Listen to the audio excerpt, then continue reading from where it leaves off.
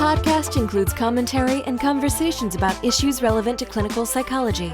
It is intended to educate, entertain, and enlighten, and is not a substitute for actual mental health treatment. Individuals who share personally here choose willingly to tell their stories to benefit you, the listener. All other references to clinical situations are altered or limited to protect confidentiality. For more specific questions or help with a personal situation, please consult a local mental health professional. Therapy, mental health, real life. This is Psych Rally with Los Angeles-based clinical psychologist Dr. Martin Hsia.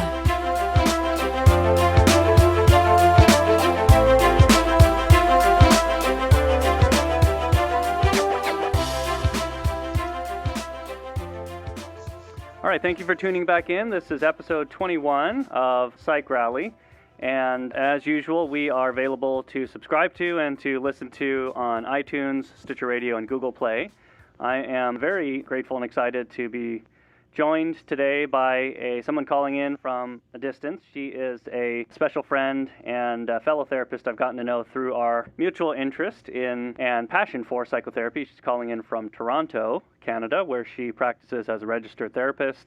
And you can get a real sense of her genuineness and vulnerability, thoughtfulness, and compassion from the blog that she writes called The Good Therapists. And she's also the creator of Therapy School, which is an online course to deepen your experience with psychotherapy, and we can hear more about that in a second. Her name is Allison Crosswaite. So great to talk with you today, Allison. It's great to be here, Martin. Pleasure. Glad we could connect. Yeah. Well, we're having an uncharacteristic Southern California day. Down here it's high of 57 and raining cats and dogs, but we'll take it because we're in a drought. How about you folks up there north of the border? Storm last night. Took 2 hours to drive 4 kilometers. Okay. So a little bit different. All right, I shouldn't complain then. No. That's right. Don't. Okay. It'll probably be 90 degrees in 3 days anyway, so I'll definitely shut up real quick. Talk about your practice up there in Toronto and what you've been doing with Therapy School. Sure. So I have a generalist practice. My orientation is psychodynamics. So I work with individuals to adult individuals and some couples. And I really focus on the root causes of issues as opposed to symptoms. So my work tends to be a bit more long-term in nature. And then I have a blog, which has been a really great way to meet new people and engage with the work in a different way. And through that, I came to develop something I'm calling Therapy School, which the idea of Therapy School is basically when I went to Therapy School, we were all required to be in our own therapy. And when I went to school, we all sort of met each other and learned things, and it really helped our individual therapies take off because we had new information and it was stimulating. So I created this sort of mini version of Therapy School to help people who are in therapy learn things that might help their therapies move forward. So the idea is tailored towards not other therapists, because presumably we know those things or have been through those things ourselves academically or in our own therapy, but for a client who's new to therapy and just might be coming in with a blank slate about what's supposed to happen, yeah? Exactly. Mm-hmm. Exactly. Yeah. That's awesome because I think what I'm learning and thinking about, I shouldn't say learning, but almost relearning now at this point after doing this for a while is like sometimes you forget, how many different ideas there are out there about what we do. Different ideas, some of which are accurate, some of which are not, and some of which, and just, some misconceptions and some poor perceptions of why people go to therapy, why people don't go to therapy, how therapists are, and what happens in therapy. So it's a valuable resource you're providing. I think one of the things that really struck me was at one of my first seminars in Therapy School, we all, like an actual therapy school, we all went around and we said why we entered therapy in the first place. And I always assumed everyone entered for the same reason I did. And every single person said something completely different. Something different. That's amazing. It's just fascinating. Yeah. And you and I probably see it every day in our offices. Every person is an individual, and every week each individual may present something very different. So, absolutely. Never a dull moment. Always something different to learn and to help people with. Yeah. Just on the last episode here, I was talking with my friend and colleague, Dr. Ryan Howes, who's the man behind Moments of Meaning, and I love that that project has, brought me and you in touch, because through that Moments of Meaning project and Dr. Drew Carr, who was part of a lot of the social media campaign, Allison was been one of the biggest fans of Moments of Meaning from outside our local professional community, and you yourself obviously are very active with your blog and therapy school, so thanks for all that you've been writing and sharing there. I'm glad we have some similar interests. Yeah, it's so exciting to meet this way. And I got to say, when I saw Moments of Meaning, my first reaction was I was so jealous because I was like, this is so good. I wish I'd done this. And I just think that the humanity that this brings to our profession is so important, because it's medicalized so often and we talk about it in generalities, but you guys in the videos, it's so moving. Really bring the profession to life. Thank you, glad. Well, that's what we're trying to do, and we joked about it before, but Moments of Meaning, can, if anybody wants to spearhead it in Canada, maybe there's someone out there who could take that on. Anyways, we won't put any pressure on you there. Maybe we can talk about some of the stuff you've written about, which, and again, for anyone who's read some of the stuff Allison's written on The Good Therapist, you can get a sense of how, again, sensitive and thoughtful and also very open and vulnerable she is there. And we'll obviously link to that here again on the show notes for episode 21. But let me draw out a little excerpt here, and maybe you can expound on it. You wrote an essay on The Good Therapist's blog called "What the Hell is Going On?" And again, a very raw and personal entry, but also with a lot of reflections to apply for anyone else reading. And here's an excerpt that I thought was particularly interesting. Quote, "At home, at church, at work, I was distracted by words, sentiments, appeals to morality and ethics and community, supposedly logical arguments that had nothing to do with sound thinking. I was drawn into working toward ideas of things, marriage, salvation, prosperity, rather than the things themselves, safety, sustenance, love, relationship. So many of us have learned to retreat to our minds. We have learned to run away from emotional experience, from bodily experience. We have learned to dominate emotional and bodily experience, to will it away, to rule with our minds. And what happens is we are so out of touch with what is happening, we confuse what is being said with what is happening." Say a little bit more where that came from and how you see that being applicable for any of us. Wow. Well, it's so exciting to get to talk about this, because this is something that's just so core, yeah. I think. I think school's a really good example of this. Like, often someone will lecture and they will go on and on and on, and there's all these words, right? And we're all in a room listening, and some of us are hungry and some of us are not, and some of us are listening and some of us are not, and this and that. And the idea that we're at a lecture and listening is what we're supposedly doing, but it's not what barely anybody is actually doing in the room or feeling or experiencing. And I think it's really important that we have our own experiences. They're difficult to have often, and they don't necessarily fit in. You and I might not have the same experience if we sat beside each other. For sure. We definitely wouldn't.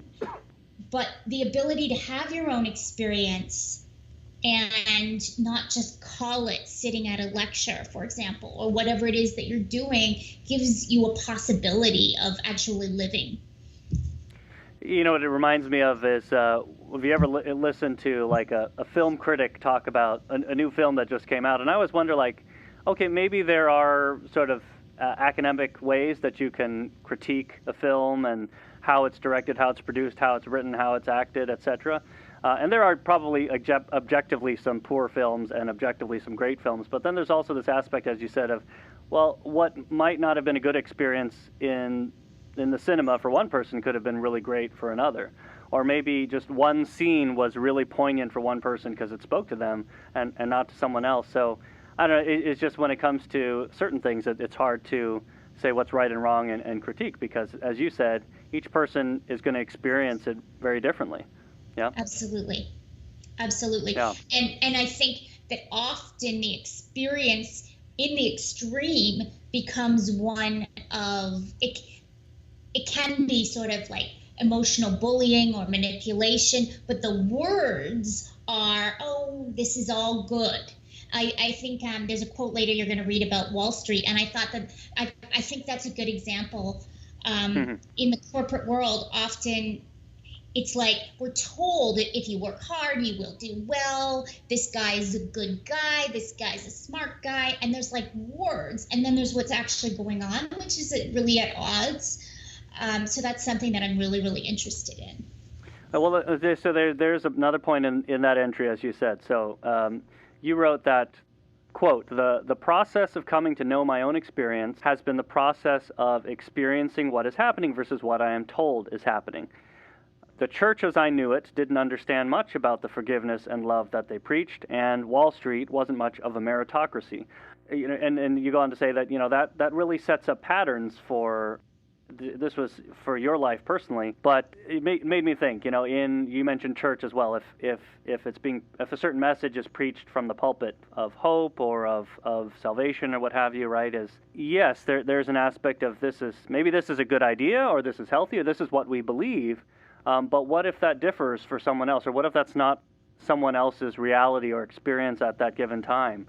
That sets up lots of challenges, because that person then has to make sense of that disparity. Exactly. And this is the origin of paranoia, actually, if you look clinically, is to have certain things be said and certain things be acted on. So the child cannot process this. It doesn't make any sense. So they can't relate their mind to their experiences, and their mind goes elsewhere. So it's really fascinating, and when you start to see it, you see it everywhere.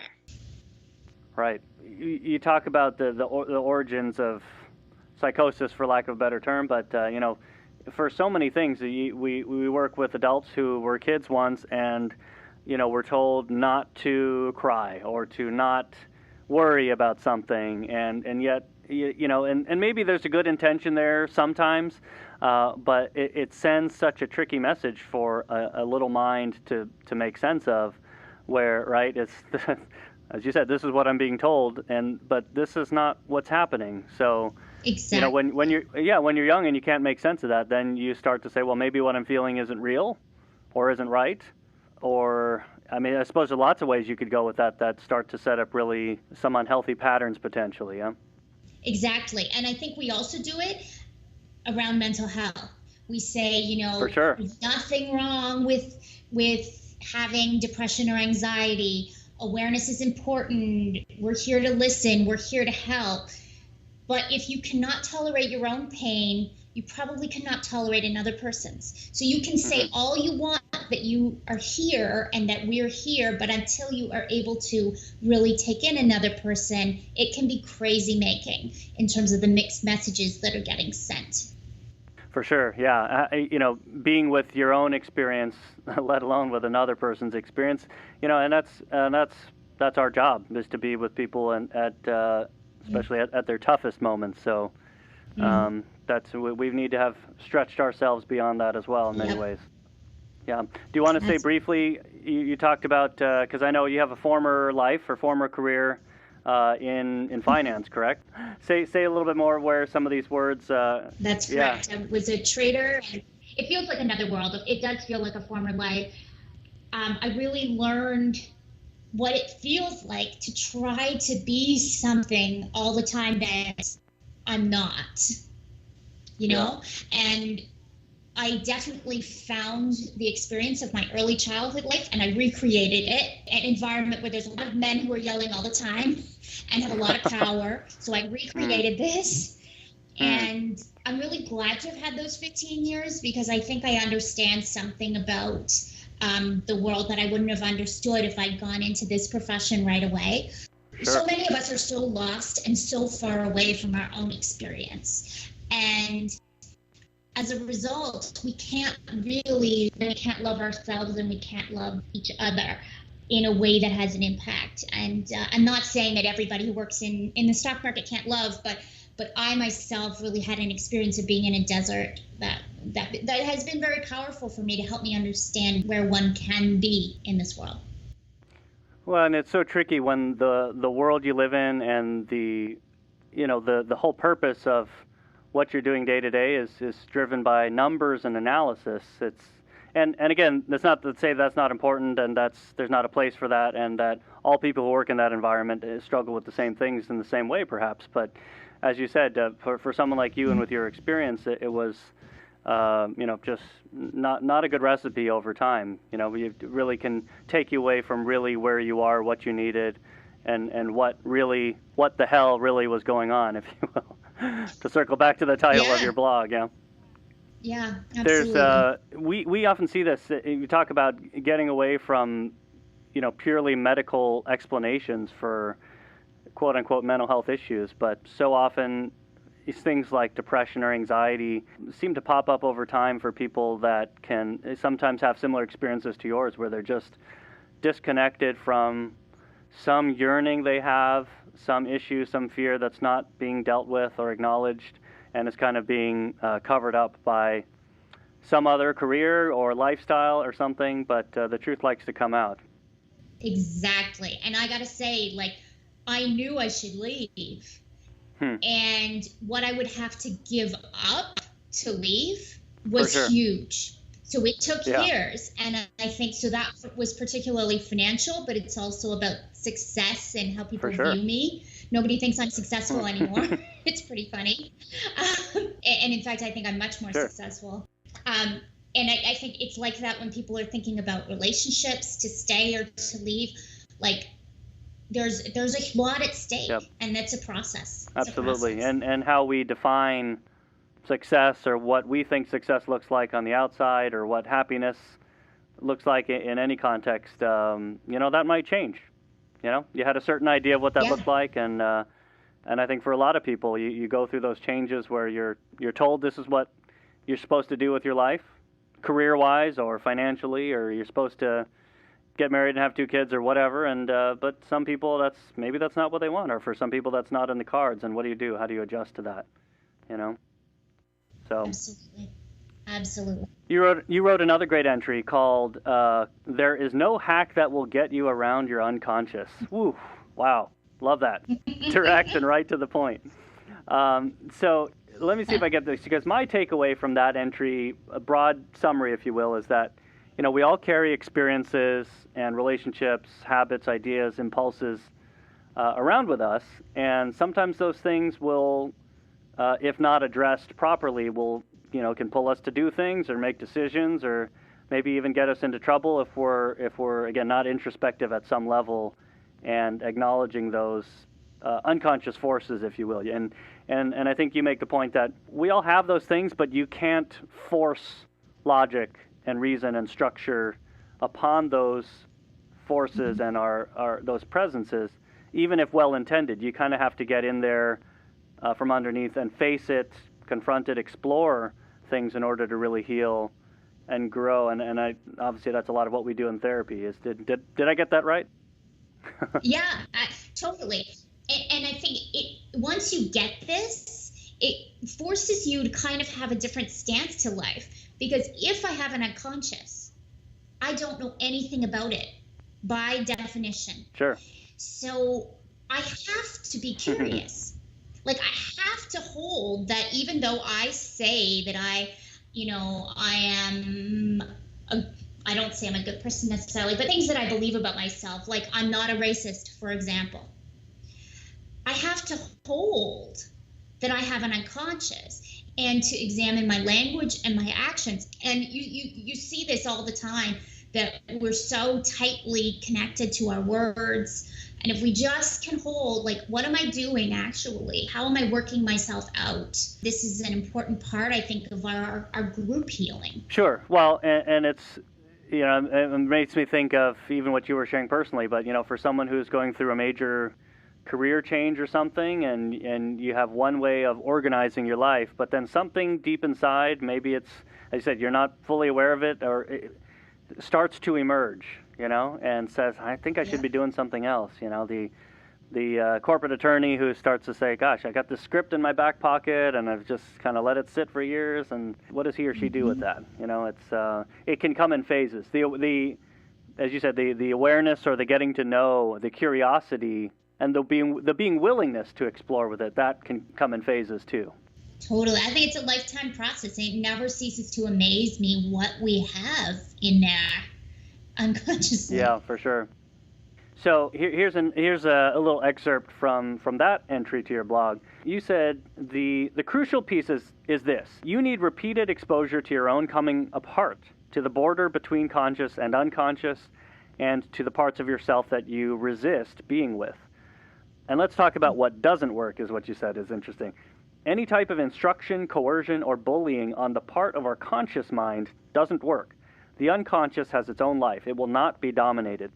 When we try to dominate or minimize the parts of ourselves we don't like, they come out in other ways that are not helpful. And you talk specifically about affirmations. You say affirmations are one common approach these days, but affirmations that are done without the cooperation of the unconscious are brute force techniques that do more harm than good. Say more about that. I love that. Sure.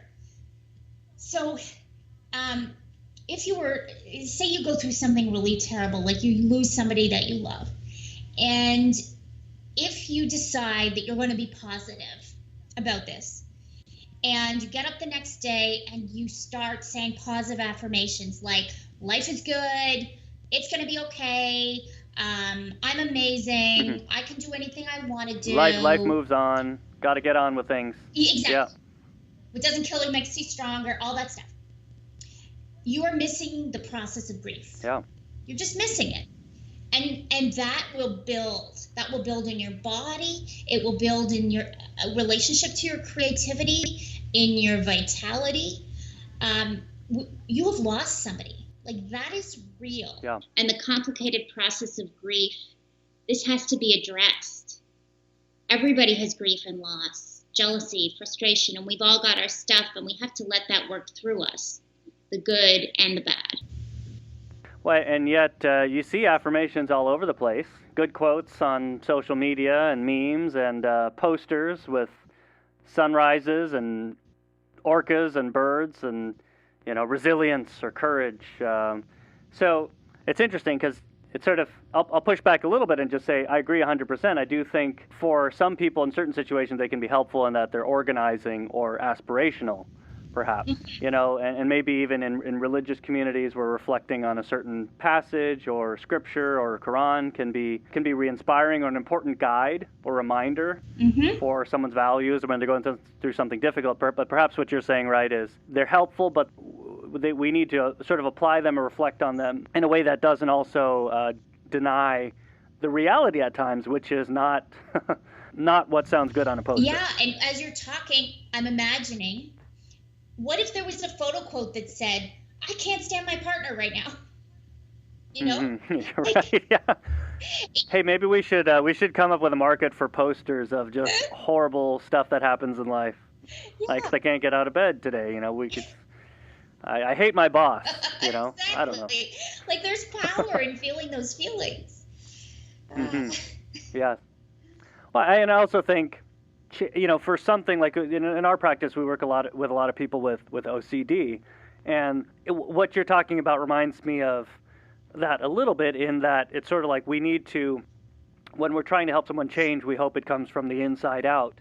But certain things I do think, and in my experience, behaviorally, we can convince someone that how they're thinking isn't right, or that the reality that doing that extra checking when you leave the door on the lock or on the stove isn't. That it's logical. And every patient knows that, every client knows that. But it's the having to experience it and actually withhold from doing that and containing some of the anxiety, confronting it, is what's corrective for them. So I think in that sense, I suppose that's veering a little bit from the theme of affirmations, but it's sort of this piece of that instruction at a conscious level and experiencing something different can be corrective at a deeper level, outside in. Yes. But that's just a separate exception that I thought of as you're talking. I think that's great. Yeah. What you're also reminding me of, I think was it Freud's idea of talking about psychotherapy or psychoanalysis as an excavation. And the processes we're archaeologists in a sense, helping people not just bring up things from the past, but deal with what's real and not always visible. Yes. with a view to understanding. Archaeologists are putting together how we live. It's fascinating. Yeah. All right, Allison, I'm wondering if you could help me respond to a piece of audience feedback. Yeah? Sounds great. Okay, this is one of our loyal visitors on Psych Rally, loyal listeners, I should say, Sean in Huntington Beach, California, who asks, is addiction to therapy a thing? Is it possible to talk about the past and the pain too much? Can it make you dependent on external validation? What would you say to that, to Sean? I mean, I really empathize with this question, and I think there's many levels to it. Is it possible to talk about the pain too much? Yes, it is. And is it possible to be addicted to therapy? Absolutely. But I don't see either of those things very often. I usually see the opposite, which is I don't want to talk about the pain. It can't be because I lost my father when I was 5. It can't be, like, these things cannot be relevant to me now. It's too much. And usually the vulnerability of depending on me is really threatening. Mm-hmm. Yeah, it's similar here. I mean, more often than not, we're facilitators. We're helping people and sitting with people in places or corners of their life or experiences that have started to affect them in other ways, or that have been too difficult for them to explore or acknowledge or tolerate on their own, maybe without a substance or without some other habit or without therapy, which is a safe place ideally to be able to sit with those things. Now here's a follow-up question: is in what cases would you say that people can talk about something too much, or in what case could it be addictive? Because it sounds like this listener might have that concern. I'm not sure where that's coming from. If I felt they were stuck in a loop, I think ruminating is a word I might use. If it was over and over and over and over, then I would be concerned because we're not getting anywhere new. Yeah. Well, right. And as you say that, it kind of reminds me of, you have even people in our personal lives, friends or family, who sometimes they're upset about something and they talk about it, but you feel like them talking to you about it is helpful and kind of get something off their chest, or they get another perspective, and then it kind of gets them to a different place. But then you kind of have people, or maybe coworkers or whoever, who just like to vent and complain, but they're just kind of stewing in it. Yeah. And you feel like, okay, after you want to be supportive of this person as a friend or family member, but you don't feel like you're helping them because they just want to keep saying the same thing that they're upset about. Yeah. I think also often clients say to me, don't you get tired of hearing the same thing from me every week? And I am always surprised because it doesn't sound the same to me. Sure. And if you're not stuck, you often still feel like you are. So what I would say to Sean and others with this question is, this is a great question to talk about in your therapy, because your therapist will probably have their own view on this that could be really helpful. For sure.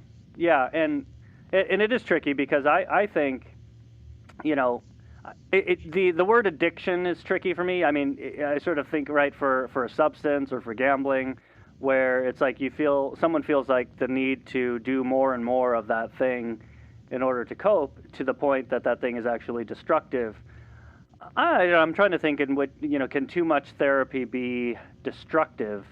I think it's different in that sense.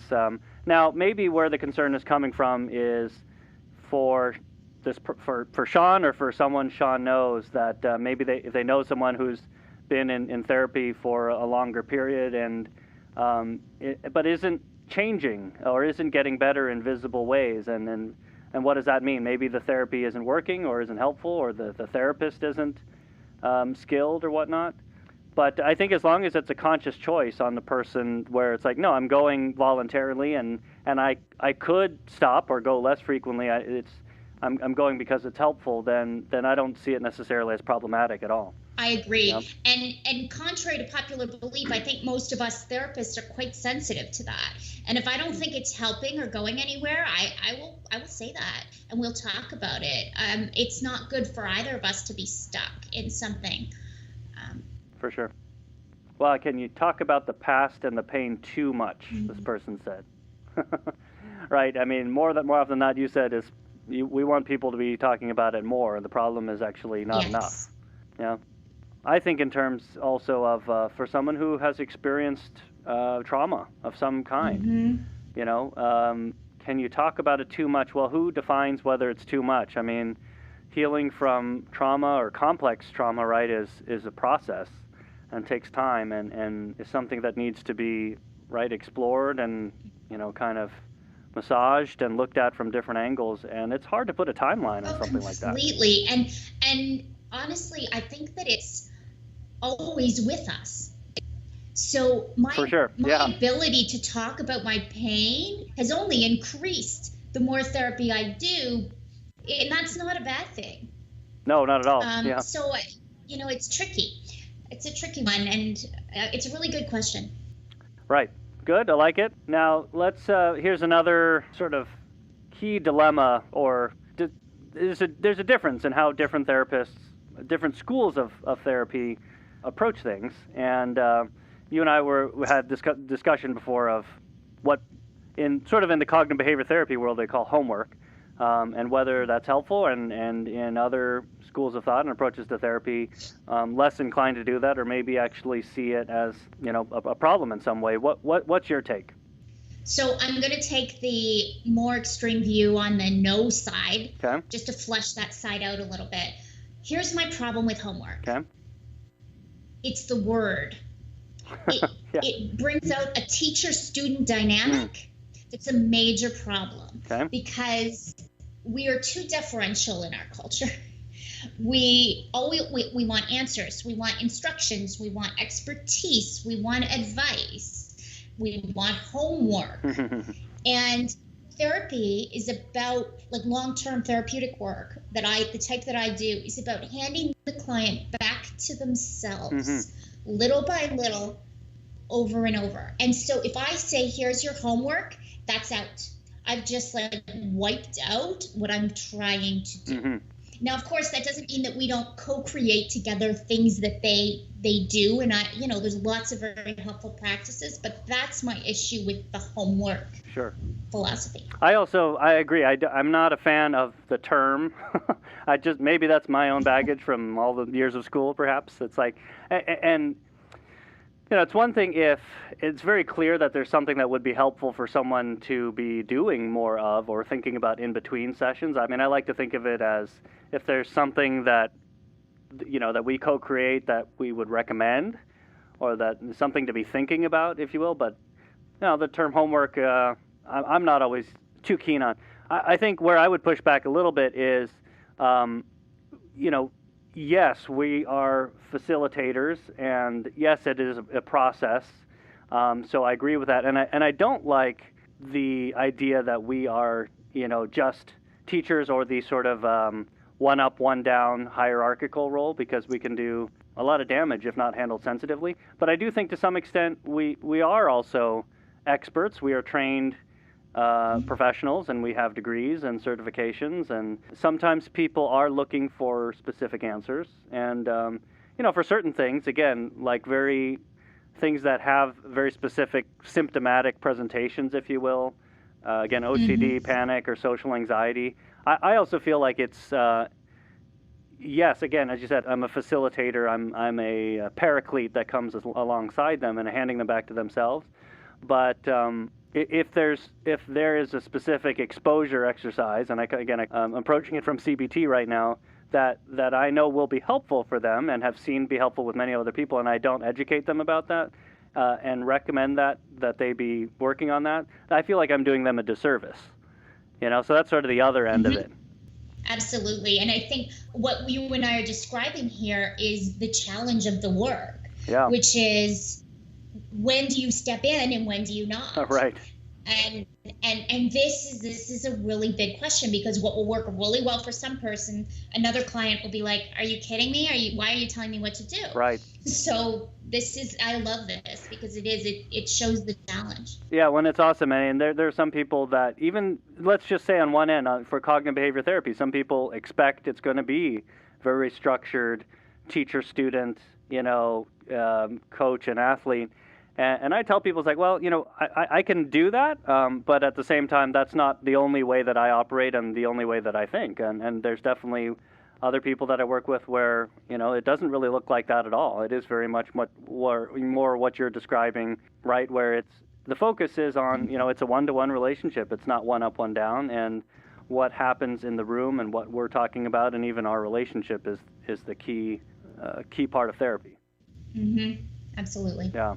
And I suppose the other thing that you and I are touching on is therapy, is it teacher-student, or is it where we are, the relationship is the conduit of change? And I think there's a lot of people in our field who like to think it may be one and not the other. And the quote-unquote homework continuum or debate, if you will, sort of illustrates that, yeah? That's a nice way of thinking about this debate, I think. Yeah. Yeah. So another thing, sort of major, probably a growing dilemma in different ways in our field is what we call self-disclosure. How much of a therapist's personal life, if you will, should a client know about? Say a little bit about your thoughts on your evolving thoughts on this. Oh yeah, this is like, I'm constantly evolving on this. So I have a blog. Yes. And I have to assume all my clients read my blog, even though very few of them do, which is pretty funny. Some of them really want a lot of information about me, but many of them want none. So this is a whole very interesting therapeutic dynamic. Yeah. But I do have to assume that everything on the internet about me is available to my clients. Yeah, it's out there. And it's out there. Yeah. And I think what's interesting, and you're probably similar, Martin, is our teachers, the people we learned from, and our supervisors, they didn't know social media and podcasting and the internet. So didn't exist. Yeah, they didn't exist. Yeah. So they're very anti. They're always saying, "What are you doing?" the therapeutic frame, you can't break it, right? Yeah. Yeah. And I respectfully disagree because many of them are authors. Yeah. And in their books, they have little vignettes and they write. And as my therapist has a book. So I don't think that this actually makes sense. I think we do have to reinvent ourselves, but it's a really, really, really big question. And even like, say, in the 70s when there was just like a phone book, you can still, I remember looking up our primary school teachers and seeing if I could figure out their address. Like, Before Facebook, people had to look in the phone book or the yellow pages to stalk their adults in their lives. People don't know that. Exactly. Yeah. So there's all sorts of therapeutic issues, but certainly the online, I feel, is just an extension of what we've always had to grapple with, and it's all material. So say I had a client who read the blog and we were working on our relationship. Everything I say in the blog becomes part of our working through for me and this particular client, not for everyone else. It's different for everybody. So those are my initial thoughts, but this is a big topic. Sure. Well, and you talked about how for maybe earlier generations of people in our field, it wasn't about an online presence at all, but there was plenty to talk about there even, right? I mean, the more traditional psychoanalytic approaches was about being very beige, being a blank slate, and really whatever the person we're talking with, our client, brings in, that's the material, and we are the same, and sort of not giving much off. But even that's evolved in psychoanalysis over time. Yes. And that's just talking about what's in the room. And as you said, but we can make the argument even if a therapist doesn't talk a lot about themselves or disclose personal things in therapy, just how they set up their room, pictures on the wall, books, is self-disclosure to some extent. That's a great point. Yeah. How they dress, and over time, you do learn things about your therapist. They cancel for certain reasons, or they tell you little stories, and then you put it together. So it's always an issue for sure. Well, and that doesn't even have to be a bad thing. I think sometimes there's this idea that those, you're giving away too much if you are dealing with something of your own or aren't able to make an appointment or share something on a blog, right? It's not a, it's in fact, I would argue it's a pretty healthy thing, even if it is a controlled environment and relationship, to see them as a real person. Absolutely. I think the question I always have in my mind about self-disclosure in the room, because I do a fair amount of it, is why do I want to say this? Right. Is it because I want this client to see me or think I'm great or feel badly for me, or do I just feel anxious and I have to vent? Or is this therapeutically useful? And I think as long as we are asking the question, is it a benefit to the client? Will this help the client along in their struggle? Then we're okay. And that's kind of how I see all of this question, really. Sure. Well, and I've wrestled with it before as, a client may be dealing with something, relationship issue or what have you, and I'm thinking, man, I have gone through something very, very similar, So on one hand, just without saying it, it's like, well, I can really empathize, and I hope that comes across. But on the other hand, it's like, well, if I've dealt with something and sort of come through on the other side or learned something really great from it, it almost feels, again, like a disservice to not share that with this person who's being very vulnerable and open. So a couple times I found myself asking them, like, there's something that I could share personally, but, I want to ask you how you would feel about that, because it might be helpful, might be beneficial, but it kind of changes things when when I share something that openly. How would you feel about that? I don't know if you've ever done something like that yourself. Absolutely. I often ask if they want to hear. Yeah. And I think that's really great. And I think that it is great to, say it blew up and they were very upset to know that. Well, this is good, actually. Yeah. Because we need to make mistakes. This is what one of my teachers would always say. You will make mistakes, and you need to make mistakes because no mother is perfect. And it's how you deal with the ruptures in the attachment that becomes reparative. So I think this is important. Well, and it speaks again to, therapy is a professional relationship, but it is a real relationship. And for it to be whatever it is, perfect, and, to have someone always be listening and perfectly attentive and empathic and on track, I mean, that's helpful, but it is, right? It's not realistic to someone's real life outside of the office. So, if there's something that we do or say that's disappointing or frustrating or comes across a certain way or, triggers a reaction, self-disclosure or otherwise, right? I mean, well, that's the beauty of it. We can still be here to talk about it and try to work through it together, yeah? I'm really glad this topic came up, because the topic of therapists making mistakes, I think, is a really good one to think about in light of the therapy. I think it's great. Sure. So lots of different ways that this can play out, and I think each of us handles it a little bit differently. Do you want to say anything else kind of about, because I have to think it's been interesting with your blog. I mean, again, you talk about professional issues, but you share very personally too, in any ways that has been a benefit or created challenges in your practice? So far, and I'm 2 years in, it's only been really great. That's awesome. And I've attracted a number of clients through the blog, which is not the purpose of the blog, and the blog goes far beyond Toronto. But the people who have come to me because of my writing are really well suited to me. Sure. And that's a joy. Yeah. That's a joy. Well, if someone gets used to how you think and your voice and says, well, I almost feel like they already know you, yeah? Mm-hmm. Yeah. Mm-hmm.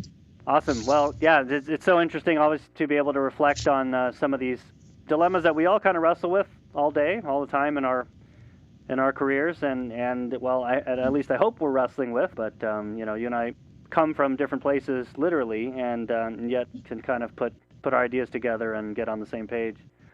So, Alison, is there a book or resource that you really want to highlight or recommend frequently in your practice? Yes. Yeah. I keep it in my waiting room. Okay. It is called, I'm Working on It in Therapy, How to Get the Most Out of Psychotherapy. Oh, I like it. And it's by Gary Toskler.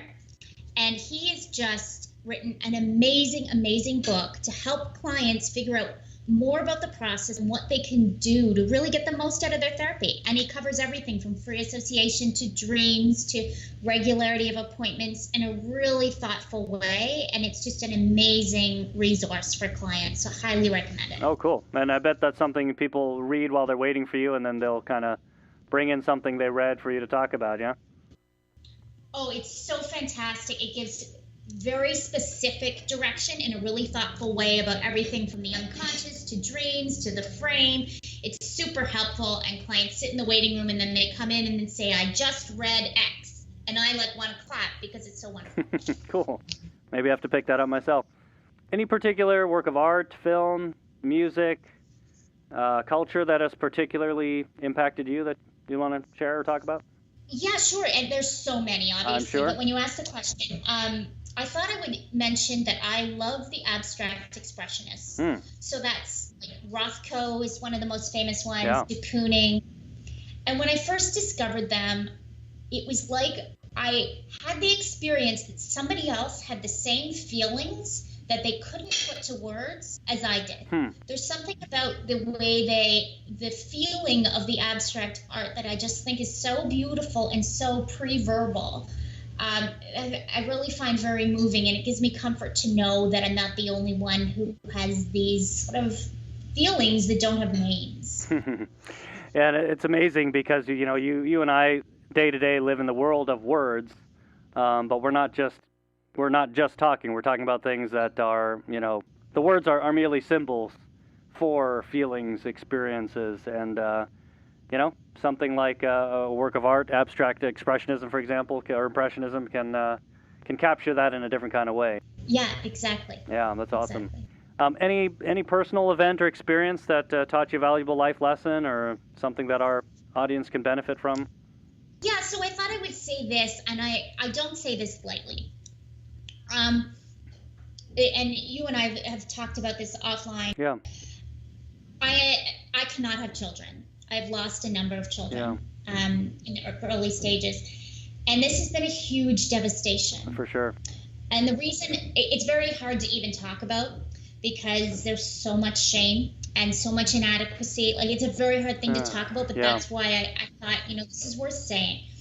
Because the process of grieving this has completely changed who I am.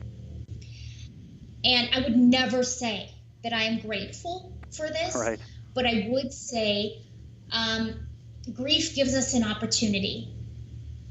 And it can go in either way. We don't get to choose our losses, but it can go in on itself and become bitter and unhealthy and depressed, or it can create what I have today. And my blog is really a product of the loss of my son. Yeah. And I think this is worth saying because our work, it really gets close to these losses and gives us an opportunity to build something from them.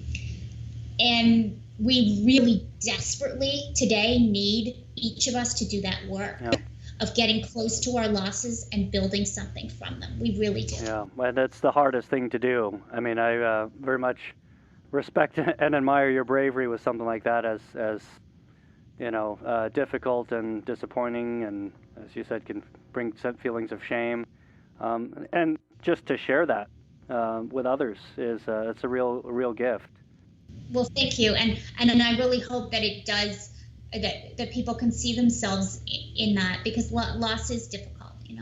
Loss is difficult, and and you and I see it in so many other contexts when our harsh realities, our challenges, our life struggles, our unforeseen losses, sadnesses, traumas, if when handled a certain way and when tapped and connected with, can be also a foundation for creating other things beautiful, or for growth and for strength, things that we offer to other people too. So thank you for that.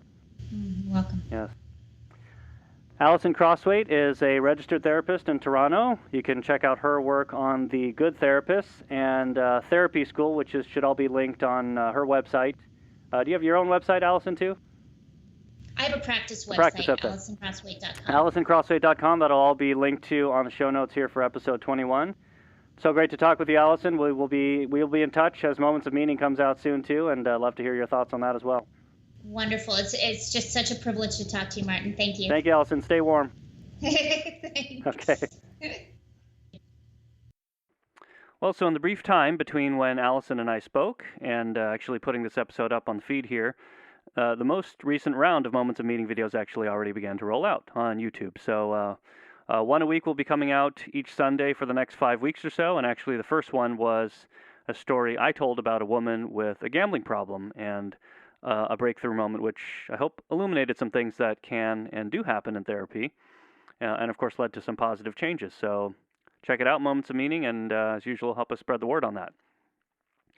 I love how Allison emphasized, connecting with one's experience. And, we didn't use the word here, but I think, again, we're touching on mindfulness, being present and aware with who or what's in front of us, what's around us, what's inside of us at any given moment. And that's so vital for us to thrive and sometimes just to cope. And yet there are so many threats to our capacity to do that, distractions, phones, texts, and just a lot of ideas and messages out there that can delude us and pull us away from what's real and from truly connecting with presence of mind to ourselves and those around us. We're trying to be thoughtful psychotherapists here, and Allison and I touched on a lot, but I'd love to hear your thoughts as well. What's your take on positive affirmations and quotes? I think she's right. Affirmations, these quotes sound great. We wish they were the state of affairs, and maybe sometimes we want to cling to them as hope or as fantasy even, and they can be inspiring and aspirational. But sometimes what we really need first as well is to kind of allow ourselves to connect with and experience something we may be genuinely struggling with, pain, or grief, or depression. And, I think when we try to skip that step and jump to the happy ending, it can be either incomplete or even worse, compounding of that suffering or bullying of our unconscious, perhaps, as Allison put it. And any of us can do that to ourselves, and we can do that to others if we're not thoughtful. So really important to really make the space to come alongside and validate suffering whenever we see it inside of ourselves and inside of others. How about homework? You think there's a place for that in therapy? I mean, do you think therapists should be recommending things to do, work on, reflect on in between appointments, or do you expect to be given tools and skills and education, or does that feel insulting? Is that not appropriate? Not what you're looking for? Maybe therapy really should be more exclusive to what happens in session in between a therapist and the person he or she is talking to. We tried to hit on both ends of those questions. There's definitely different ideas and approaches about that. Perhaps you feel more strongly one way or the other. Love to hear about that as well. And the issue of self-disclosure on the part of a therapist. That kind of piggybacks on some things Dr. Hsia and I discussed on episode 20, again, on the sensitive and personal and very complex nature of therapy sometimes, the transference, and how as a person in therapy you feel about your therapist. What do you know about them? What do you not know but maybe wished you knew, want to know? What are your assumptions about the therapist? So it's a changing landscape these days. Everyone knows a lot more about each other than ever before. Allison puts a lot out on her blog, and you heard her share something very difficult and personal here. And I've shared some things on this podcast to date that I never expected I would in a format like this. So, how might the knowledge of certain things color the work that we do and the people that we help? And again, I hold that good therapy allows for these things to be talked about and explored. Maybe they're not always front and center, but it can be really important to make space to process these things in a healthy relationship. We're off and running here in 2017, so I appreciate you listening in. Please leave me your comments and your questions on the show notes at psychrallypodcast.com, and do check out Therapy School as a great resource as well. I'll catch you next time in the rally.